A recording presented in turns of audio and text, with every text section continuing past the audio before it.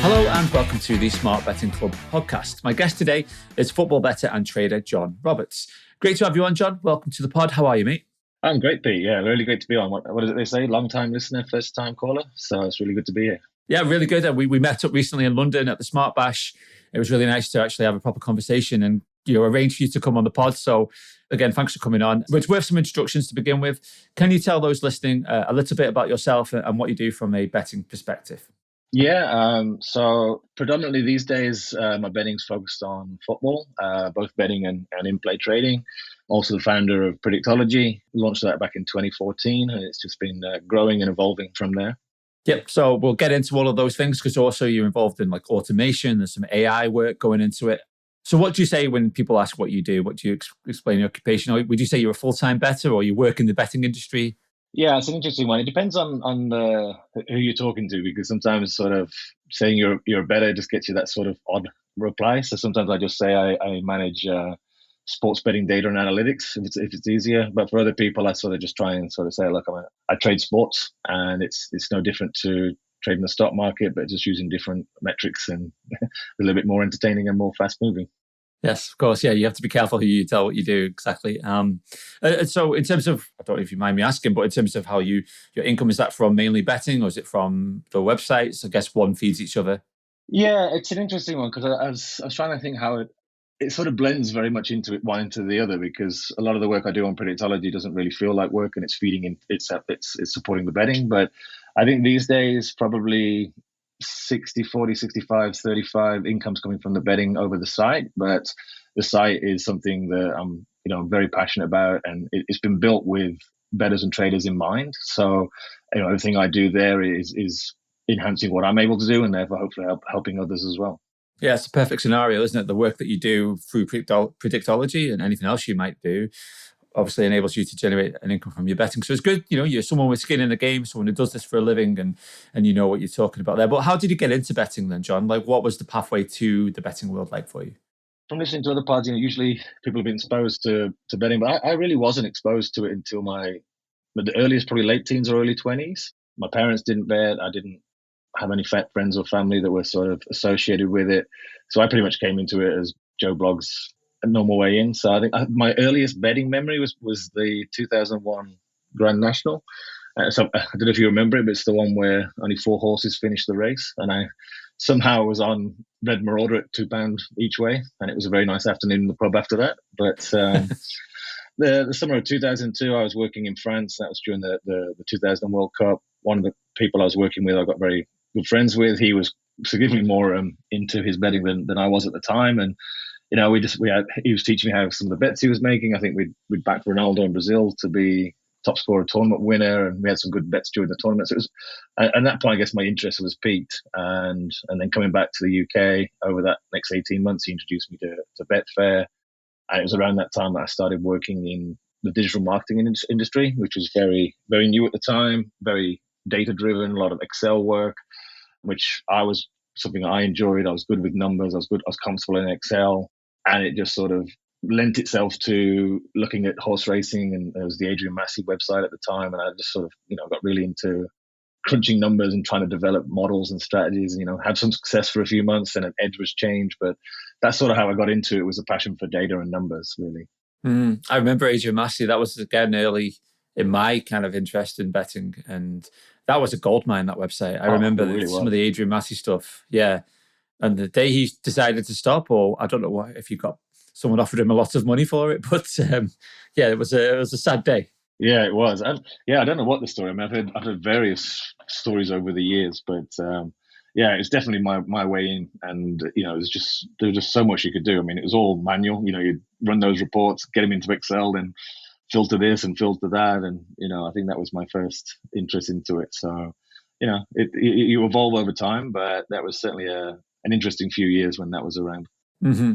And so before we get into the betting, one of the curious thing about you is you live in the Philippines these days. You've obviously got the Australian twang. You lived in Australia.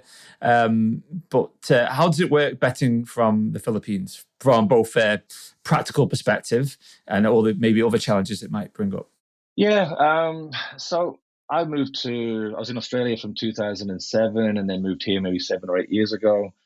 I've sort of maintained profiles, as it were, in both of those markets. And a lot of the betting I do these days has to be through bet brokers, and that works reasonably well. I do have a few accounts here and there that are still available to me. And for those, I use VPS and VPN. Being in Australia, I had to start learning about this technology side of it quite early, due to the fact that I think even now you can't bet in play on sports without calling up. Even in 2007 boggles my mind. Yeah. So, I jumped through a few hoops to keep my UK Betfair account, and then realized I needed a VPS for some of the automation software that I was trialing at the time. And so, I've got pretty used to flying under the radar where possible and adapting to the requirements. But the positives of living in a country like this is I get to see the markets quite early, which is an advantage for me. So I can see things forming. I can find the value early on while the UK is asleep.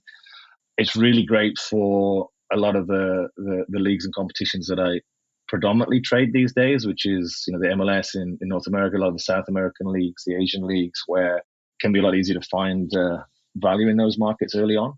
And I guess the con is I do regularly get up at 3 and 4 in the morning for certain matches. So, you just have to accept the sleep cycle adaptation. But I'm used to that having a young child. So sleep deprivation is nothing new. I'm sure you'll agree, Pete.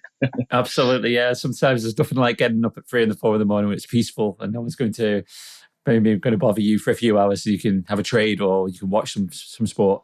Obviously, speaking of sports markets, you mentioned horse racing and now football. Is that the case? You just mostly football these days, having, because for whatever reason you're no longer able to bet or interested in betting on the racing side of things?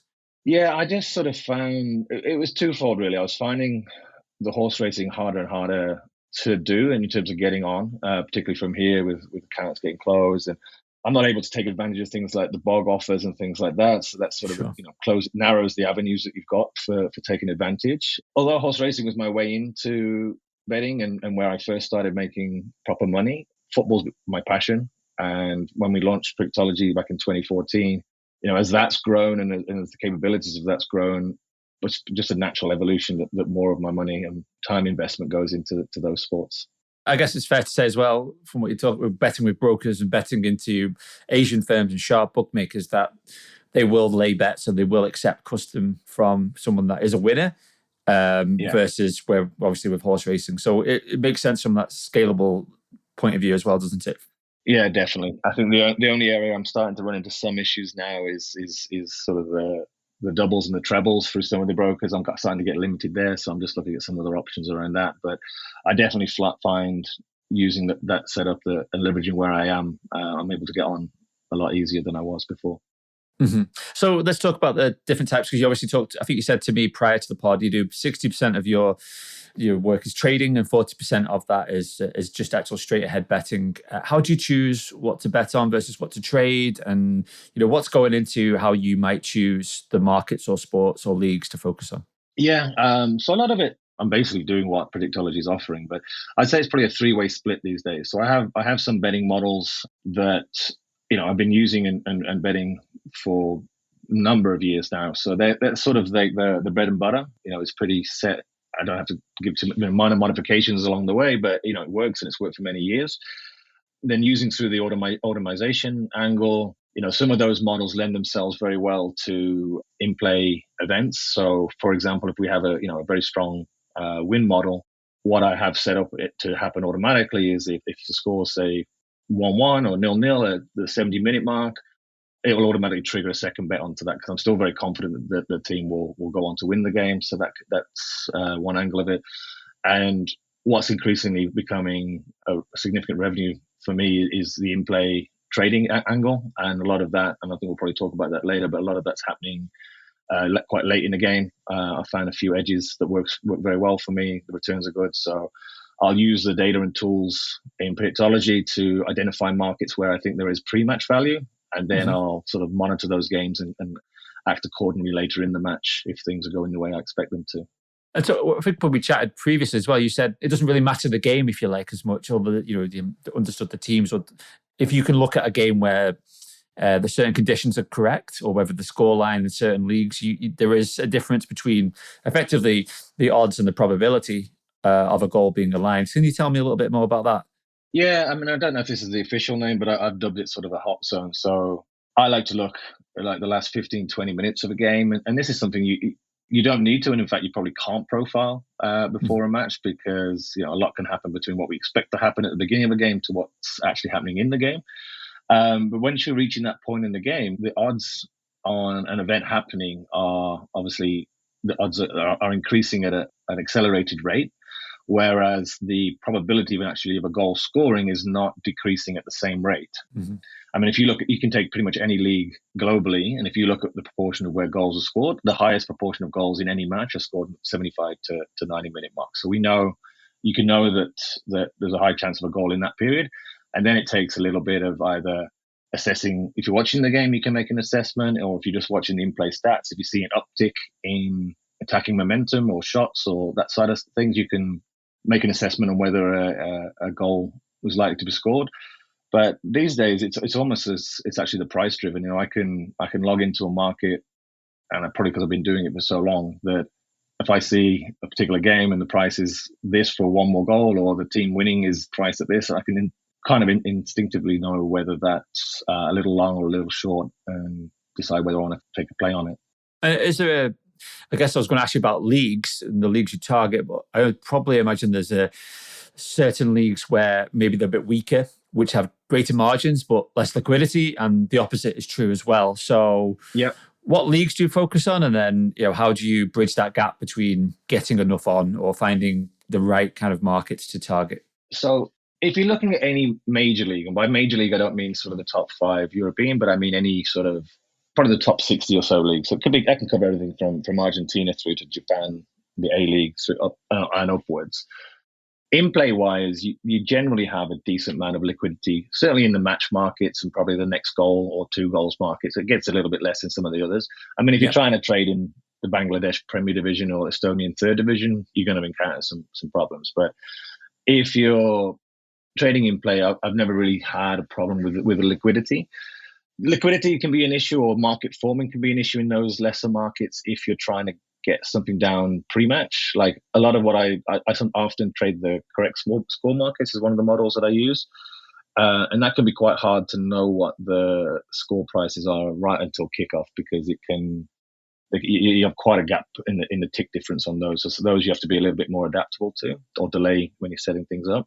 From a league perspective, the MLS, for example, is a league that I actually really enjoy. I think it's a great watch. Teams are pretty evenly matched with the way the cap and the salary works. So there's no dominant team. There's no Manchester City or Real Madrid. One year Team A could win it. I mean, if you look at it right now, Cincinnati are top of the table in the MLS, and for the 3 years previous, they finished in the bottom 3. So, so what that does is it creates pretty equal matches on a regular basis. The defending is not fantastic, so it's a fairly high scoring league. So knowing these sort of things going in, the pricing can be quite lazy pre-match. And then, you can literally see a game change from one half to another. So a team's leading at 2-0 at half time, but wouldn't be surprised to see the game finish 2-2 or 3-2 to the other side. And it also has a lot of late goals. So having this sort of knowledge in there, you can sort of spot value a lot easier in the markets. Same with a common phrase that's banded around is, avoid the Brazilian league or avoid the Argentinian league. They're low scoring. And I debate how true that factor is. They do have low-scoring games, but they do also have high-scoring games. And if you profile the teams, you can actually, I've seen massive odds for like just 2 goals in a game. And I'm like, any game of football can have 2 goals. You can sometimes get 2-1 or something on something like that. So it's understanding those leagues and looking for the gaps, or looking for where things have been priced generically rather than what the actual data is telling you. And you can find a lot of opportunities that way. Yeah. You've mentioned MLS to me before, and it certainly strikes me as that league just because they have the draft facility as well. So a bit like all American sports. And I actually quite like that idea. You've got Inter Miami now, who obviously got Messi, and then you've got TFC, Toronto FC. And I think the two of them are the highest spending teams. But if you look at the Eastern, they are bottom and second from bottom. So, and you wouldn't get that in the Premier League, where generally it's wage turnover is the predictor where you're going to finish in the league. So, no, that's really interesting. Although I think Messi's about to break break the league. As I'm looking now, he scored 2 and they're 3-0 up. So we'll see what impact that has on the markets. But in fact, that could be a perfect example of looking at those leagues. I wouldn't be surprised to start seeing Inter Miami coming up frequently as shorter odds than they should be now because of the Messi factor. But the bottom line is that Messi's a good player, but they've still got a lot of NAF players in there as well. So there might be opportunities to be going against Miami at certain times over the next 6 months. I think so. Well, it's just a shame Phil Neville's no longer the manager, because I would love to see Phil Neville shouting at Lionel Messi from the touchline. Right. Sure. So you mentioned to your website Predictology, and obviously that forms a large basis of what you do from your own betting perspective. But you do offer a platform there, and you have quite a few subscribers. Tell the listeners a little bit about Predictology and what it offers and the benefits of using the service. Yeah. So the genesis of Predictology was. I think I mentioned this. The concept, in a way, was partly to do with the Adrian Massey side of things, because if you're in horse racing, it's very easy to find a huge amount of data, right? Everything from cloths to saddles to whatever it might be. You can find ratings and you can find the stats for it, and with that, you can apply the odds, and then you can start looking at what might work or what might make a difference or create an edge. Whereas in football, there's a wide plethora of stats websites, the Who Scored, the Footy Stats, those types of people.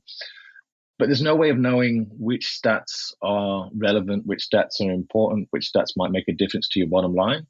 So we try to change that conversation. And when we launched Predictology, it was originally just a system builder. So we fed in like 300,000 matches. We had lots of different form filters, different odds and sources for odds. And you can start playing around with that and saying, in a simple term, if Arsenal lost the last game, would it be profitable back them to win the next game or what have you? So you can go obviously a lot more complex, but that was the original sort of Predictology website, and it was designed to just put a bit more control into the bettors' hands, let them try and develop their own strategies, understand what's profitable, what statistics matter, which ones don't, and things like that. And over time, as technology's allowed and as our membership's grown, we've developed a lot more tools in there. So now we're fully integrated with BF Bot Manager, have been for a few years now. So anything you build on the platform or any of the models that we provide for members, I think there's 35 models that you get access to instantly with a membership.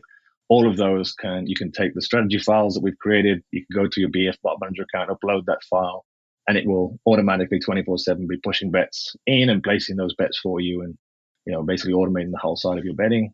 Then we have an AI algorithm that reviews pretty much any game happening and gives you sort of some insights into where the potential value might be in those games.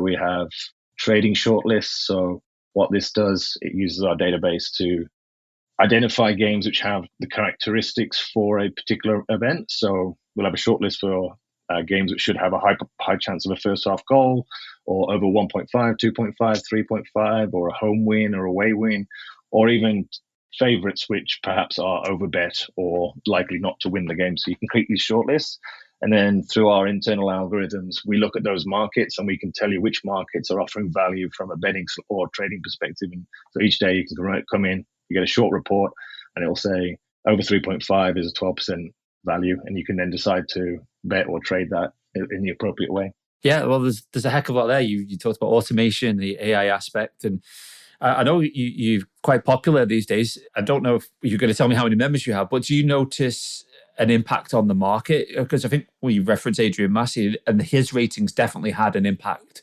on the horse racing market. It was absorbed into it because of the amount of people following it. Is that something you've noted at all, or are these markets so vast that you're not really touching them? Yeah, I'd say at the moment that we're not influencing the market. I mean, I can't say definitively, but the last 12, 18 months or so, I think we've gone from being quite a niche site to increasing in popularity, which is great to see. And we're getting regular feedback from members. They're helping form future developments of the product, how happy they are with it. I did a call with a member the other week who, since he found Predictology during the COVID time, he joined Predictology, and 3 years later, he's gone from someone who was losing punter to generate enough profit that he's bought an apartment in Spain and is moving there next month. So one of the challenges we have with Predictology, we try to offer a broad spectrum of tools or angles or edges that you can use, but it can feel a little overwhelming when it first comes in. I think that's probably what's kept us a little bit niche, but we're doing a lot of work on simplifying that. But what I've tried to sort of say, there's something for everybody in there, is my view, that depending on how you want to bet or depending on how you want to trade, you can find the tools that will help you improve what you're trying to do. So at the moment, I'd probably say we're niche enough that we're not impacting the markets. But if our current membership growth goes in that way, it's something that may happen in the future. Mm-hmm. Might be something that you and I can do together in terms of monitoring the markets and seeing what that does. Of course, yeah. Well, I mean, it shows you the impact of that and ability to grow, and obviously people be able to purchase apartments. I was going to say Spain's probably the number one place for pro punters to move to because of the rules in that country. So that's a wise move, even before you think about the climate. But the automation is interesting, though, because I was looking into this from other conversations, and it seems to be a growing area these days. Obviously, AI is the buzzword at the moment, and you've got that integrated and had for a while, the machine learning aspect. But the automation, how much interest do you find from your members whereby, if you think about it, the certain terms like using a VPS or even just setting up a bot on someone else's computer, to some people might be a little bit too much for them. But are you finding more and more people have the interest in it, or at least the technological know-how to apply it and let it run? Because it takes away the emotion side of it and the actual, the work to actually place the bets, which is sometimes quite the barrier for people to make a profit from their betting. Yeah, you're 100% right there. The discipline in aspect is massive. And it's something that when I've talked to members, there's a big aspect to it. It's much, much easier to manage a losing run or the little down swings and what have you, if it's being automated, because you don't have that immediate emotional response when something's happening or chasing losses because the bot's doing it. You don't look at it, you check it the next day and so forth. So you can remove a little bit of that element. It really definitely helps from a discipline perspective. Now, I've been using I find it quite interesting that automation is coming more to the fore, and I think it's fantastic. I've probably been doing it in various forms for 10 years by now, I think. And that was partly due to necessity of being in Australia and, the restrictions that were in that market compared to the UK. But it's something that even before we did the AI, automation was something we were keen to put into the platform because it allows you greater scale. It allows you to sort of, the turnover aspect. You can follow more models. You can develop a portfolio approach, which again smooths things out. So I think it really has a lot of benefits for people. And I think an investment into a VPS is significant for anyone that's wanting to take this seriously. It doesn't, these days the cost of them are quite low. I think you could probably get one for about £14 a month, and then it just allows you to leave that bot on 24/7. You can access it from your phone, from your computer, but just allows you to go on about your day and let your models do the work for you while you're doing other things. Yeah, because we've got a piece on Betfair Bot Manager from a member, and he's put something together, and his own usage of it on the horse racing side of it to place the bets, uploads the spreadsheet, and it seems to be relatively straightforward for him, which is really interesting. And the fact that you're able to build something that works so well with Predictology, and you can have it as complex and get that volume down. Because who was it recently? I had it was Andrew Mount, the racing judge, and he was saying how he's based in the UK, and it's lots of small bets is the way he works. Now that's because you're dealing with a climate of A, you can't get big bets on, and B, you don't want to be putting big bets on because of the limits and what have you these days. So I wonder if that's more of a coming angle to consider for services or for people who bet, is to take that approach and get lots of small bets on and using services like that. So the other factor I was going to say to that, yeah, absolutely. Sort of the way that person you referenced there, creating a CSV file of a couple of horses is pretty easy, and uploading it gets a little time consuming if you're following 10 or 15 models, which I think is one of the advantages with Predictology, because you can select 35 models if you want, and all 35 are being pushed through automatically. No need to upload files or anything. But the other aspect, and what we were getting a lot of requests for, which we have had for the last year, is the ability to have multiple markets around a model.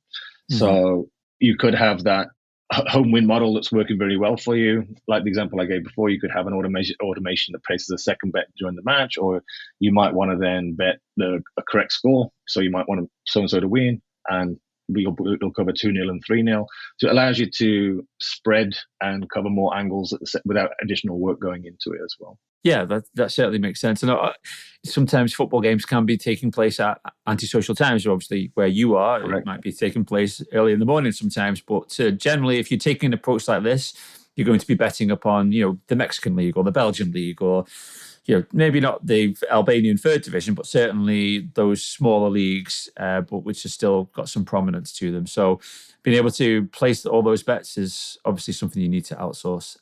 So I wanted to I did ask you about value because you were really strong in some of your opinions as we, I worked out what we should talk about today in the podcast. And I think as well, you were very strong on betting odds on, if you like. And I'm always curious of this, because that's something I actually do find a significant edge in my own personal betting. But tell me about why you really enjoy betting odds on. There's a myriad of reasons, aren't there? Because you've got strong value, it's easily overlooked, high strike rate, and allows for compounding value. Do I have all of the advantages there? I imagine there's some more. I think our natural instinct as a bettor is to run away from a short price. I think we think, I'd rather back a 12 to 1 because I know it should be 10 to 1. Nothing wrong with that. It is value, good bet. But as we know, the longer the odds, the greater the volatility in your results and the longer the downswings can be. And I think most people think they can handle those, but when the reality hits them, they can't. And that's why people, more often than not, they'll start with a model or a tipster and go, this is going great. Then they hit a downturn, then they stop, then they miss the upturn. And it's sort of a cycle that people can get stuck in. Whereas I think if you're focusing on the shorter end of the market, but still ensuring that you're getting value, which is crucial, then, you can be winning 60, 70% of your bets. So it doesn't mean you don't get losing runs. We had one on AI tips this month where we had 4 losers in a row at odds on, but we're still 13 points up for the month so far. So you can't avoid losing runs, but it becomes so much easier to manage your psychology, your bank. I think also when you're staking with a high straight rate like this, you can get a higher stake per bet on because the points value for your bank can be lower because you don't need as big a cover for the downswings. You can turn over your bank quicker, so that increases your ROC as well. So I think there's a lot of advantages there, but it's also, things at the top of the market, certainly from a soccer, there goes my American thingy coming in, football, then it's a lot easier to do an assessment on a favorite because the data's there. You can see the form, you can see the prices, and liquidity wise, it's much easier to get on than it would be if you were hitting, 4 to 1 winners or 7 to 1 winners regularly, which is harder to do in football than it is in horse racing anyway. I think there's a lot of good aspects to it. And then if you overlay like a realistic compounding strategy, you'd be surprised at the results you can get if you stick with it for a year or longer. Oh, see, preachers consider converted here, but from my understanding of why people don't like it, it's that they back a 1 to 5 shot at losers, and they think, well, I've got to back another 5 of them to win to break even, and they don't look at the fact that maybe you're backing a 1 to 5 shot, which should be 1 to 10. And you're getting really good value there.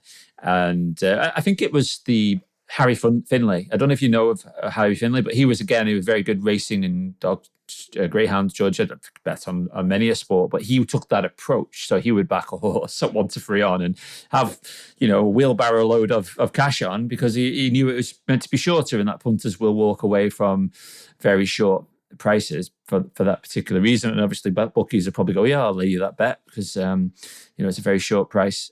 And the other thing as well is, and again, this is something that I know quite a lot of shrewd football punters do, and not just football, but shrewd punters in general, is not just compounding, but doubles, trebles, multiples. I guess you can go 4, 5, however many folds you wish. Obviously, the greater the number of permutations in a bet, the greater volatility. Exactly. But it's a great way of increasing value. Maybe also with perhaps softer firms that maybe see you putting in 3 odds-on shots in a treble, and even if it wins, they might think, oh, actually, well, this guy's just got lucky. He's just backing favourites. Yeah, exactly right. It can mask it a lot. Another thing that I do personally, I'll take, with the AI football tips, we do doubles where the numbers at where we've identified that's the most optimal way to do it. But the thing you can also do is if you do have a higher value selection, include that with your 2 odds on or your 3 odds on, and then when it does hit, you're multiplying that value significantly.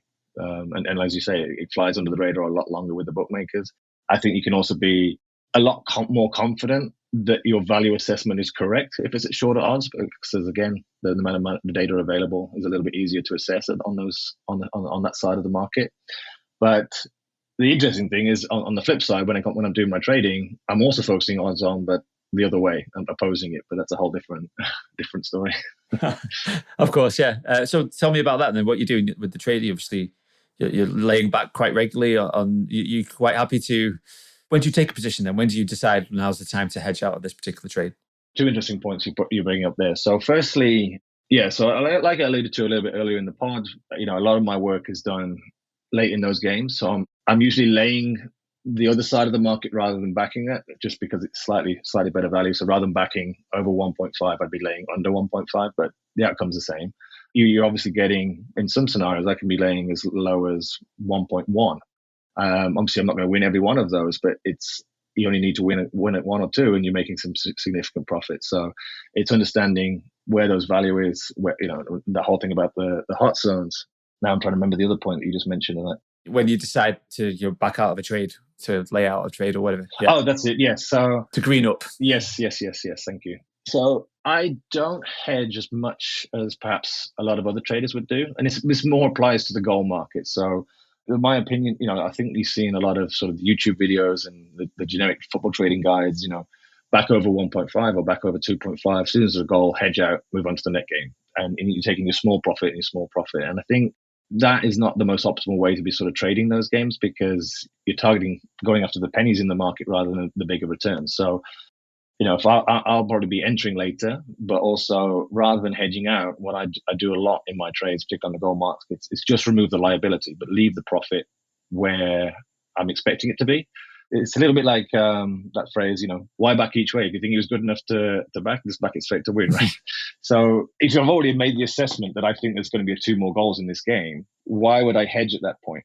Because my returns will be on average about 20% higher if I remove liability and collect it as a second goal. And if it's not a second goal, I'll get 0. And my analysis, and I've done this over thousands of games, I'll probably make somewhere between 15 and 20% more by letting those games go and just kind of having 0 profit where there wasn't a second goal, but taking a larger profit when there is a second goal, because I already believed there was a second goal. Otherwise, why was I in the trade in the first place? Yeah, that all makes sense. Thank you. Yeah, thanks for that. Thanks for explaining. Yeah, so I was also going to ask you about XG. That's the metric everyone wants to talk about, or at least it's entered the wider consciousness of the football debate. Is that any part? I guess what you're doing goes beyond that, but is that useful at all? And someone else has asked me if the eye test, just like the old traditional scout, being able to pick out a player or pick out potential angles of interest or weaknesses and strengths in a team, still applies in this modern era, or is it your data is just going to such a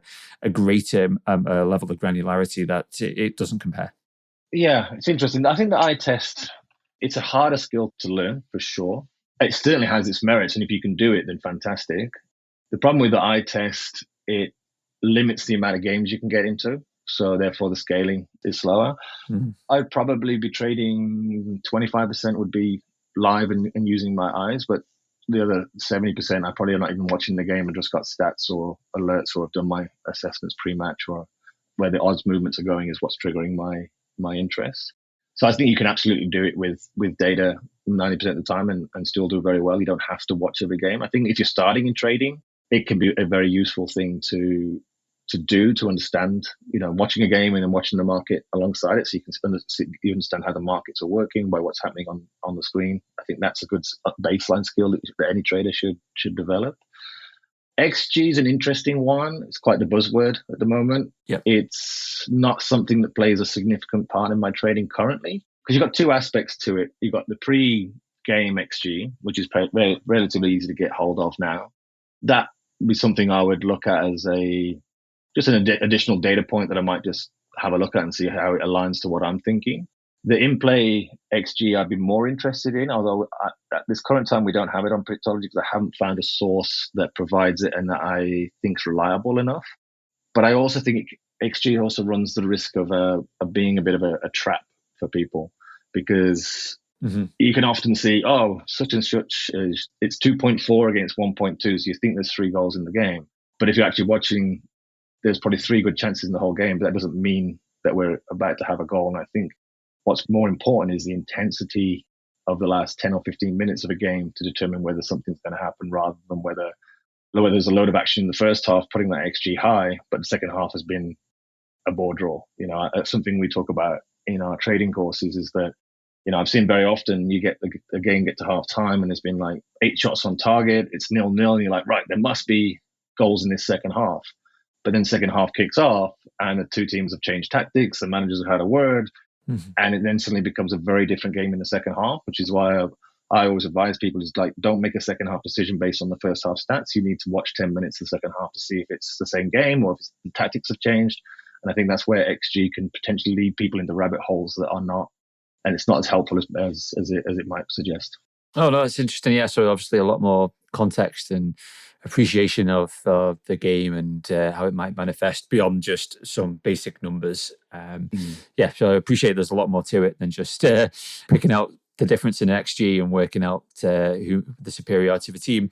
Let me ask you, if I can, just briefly, I want to touch on brokers because we're doing some work on brokers at the moment. It's kind of part of the stage 4 and 5 of what we called our betting journey. Those people that, have been locked out, limited, closed, unable to bet with whatever reason, with perhaps soft bookmakers. Brokers are part of that. What can you tell me about brokers? What you're able to tell me or willing to tell me, and using them, your experiences of them, pros and cons. What you're happy to tell me? Yeah, and firstly, I'm going to say, from what I've read in that series, I think it's a great series. I'm looking forward to seeing the next parts as they come out. I think it's an important topic to be discussing. For me, at the moment, I'm only using 2 bet brokers, Bet in Asia and Asia Connect.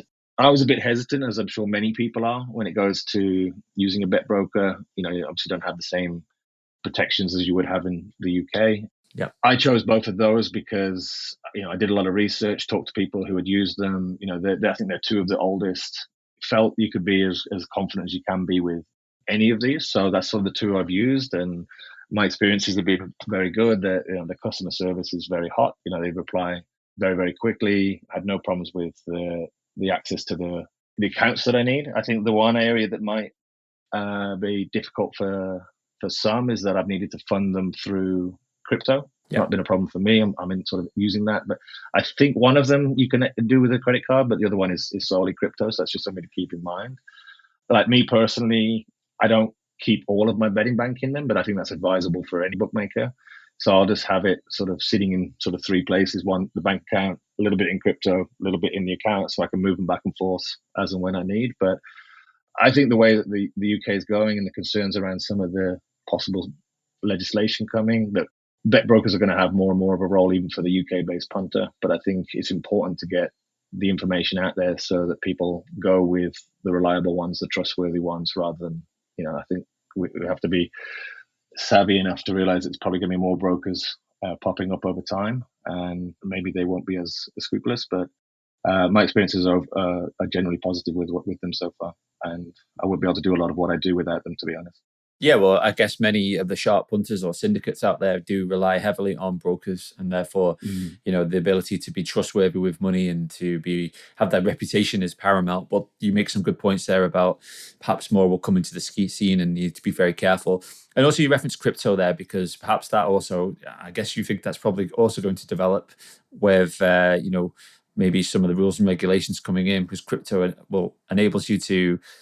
I guess it enables you to do things like bet with offshore bookmakers without too many issues, doesn't it? So current time, yeah, and it'll be interesting to see how that space develops. But I think, I've been in crypto for a long time. I'm not like some crypto fanatic or anything like that, but I do see some value and some merits in it. There's some other projects that I'm involved with that have that, but more mainstream. I stay away from those penny stocks and things like that. But I just thought it was worth referencing for perhaps those who are less comfortable with some of the bigger technology things. That getting their money into a broker might be something that's a challenge, but it actually isn't that hard. But it is a learning process for some if they want to go down that route.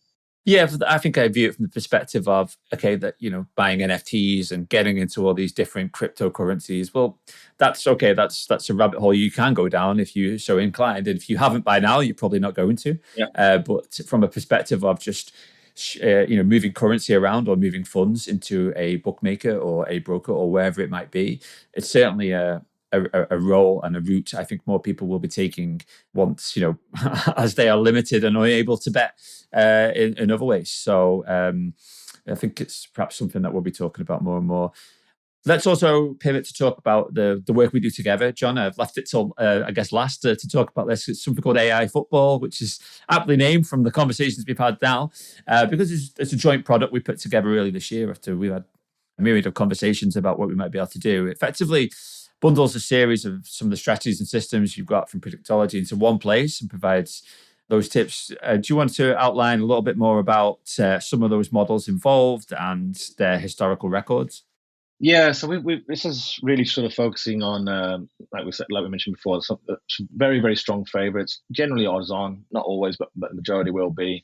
But the value is very much baked into those selections. And, when we publish them each day, we're sort of showing what the margin is, what's the minimum price they can get, so people can be confident that they are backing at the right price. We also use the Pinnacle odds when quoting it. So again, I know Pinnacle's not available in the UK, but it's a good indicator that if that's the price here, you should have a very good chance to be able to match or get better than that across the portfolios.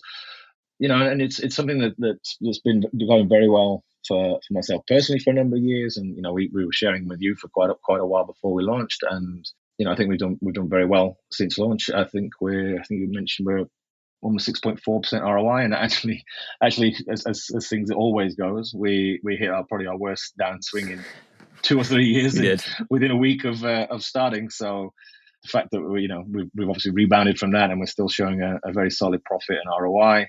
I actually had a quick look before we came on. So the 6.4 ROI since we launched in April, but the 12 months to today's date is actually at just over 8%. So even with that downswing, it's going.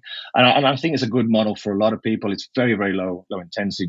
We're probably 5 to 10 bets a week is probably what we're averaging, I think. The prices should be widely available. It's a very simple staking plan. The compounding allows for accelerated growth, and the feedback's been overwhelmingly positive from the members who've stayed with us through that time.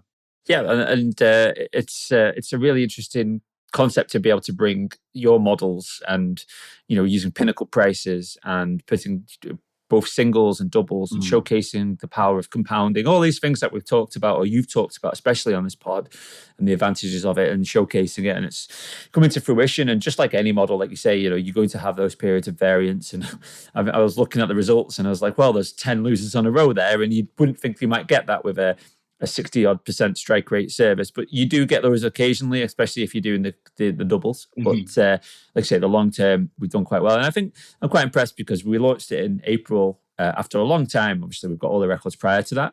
And it's not the optimal time to do anything on the football side of it, is it? The tail end of the season.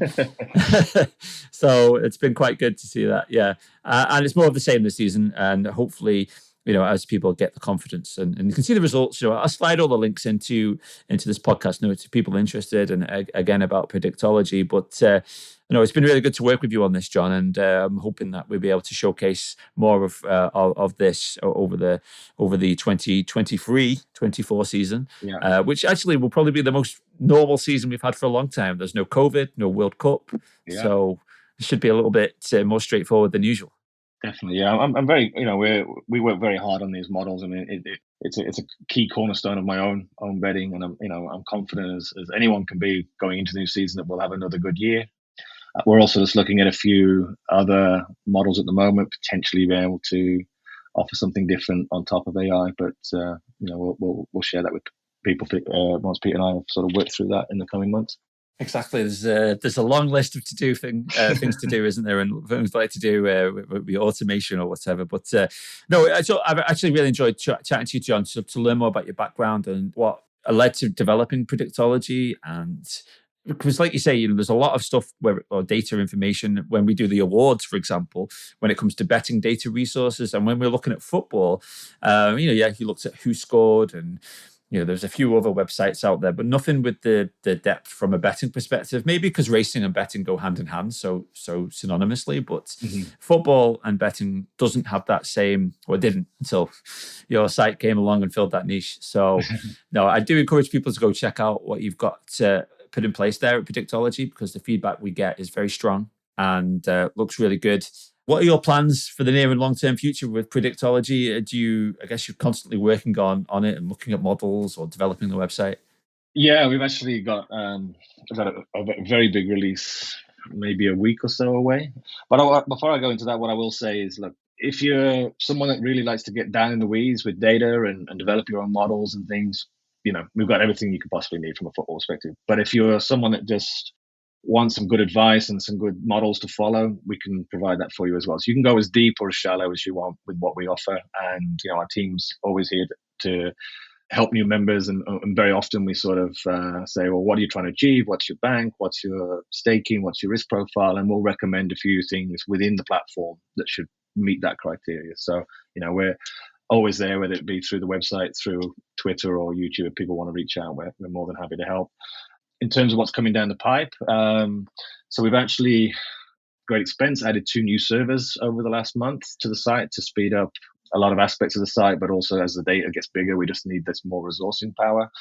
We've got a massive update to our in-play alerts models, which is going to have hundreds of new variables to it.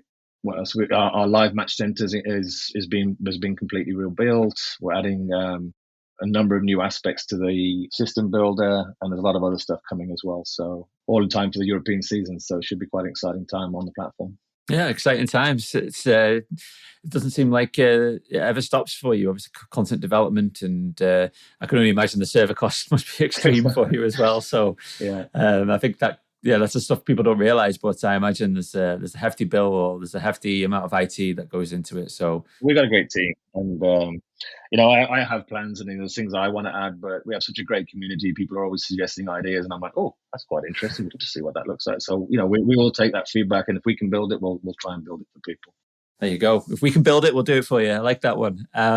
So fire in some links then, John. How can people find out more either about you or your services or get in touch with you if they've got questions? Yeah, sure. So, the easiest one is to head over to the website, which is predictology.co. So importantly, that's not .com, it's .co without the M. Failing that, you can find us on YouTube at Predictology and on Twitter at PredictologyBet. Message us through any of those platforms, and we generally respond within 24 hours on any queries or any help needed. So yeah, absolutely feel free to reach out. I'm always spending time with members. We also have a Discord channel where I do a lot of chatting with members there, and members sharing ideas with each other as well. So we're building up a really, really positive and great community around the site as well. Awesome, wonderful. Well, John, I really enjoyed this chat, and I wish you all the success in the world with what you're doing in Predictology. Encourage people to go and check it out. I'll slide the links into the show notes if people want to find out more. So thanks ever so much for your time, John, and I look forward to chatting further with you and seeing the progress of the Predictology and what we do at AI Football. Thank you so much. That's great, Pete. Thanks so much. Great to be on here. Love the chat, and hope your listeners found it interesting as well. Thanks again.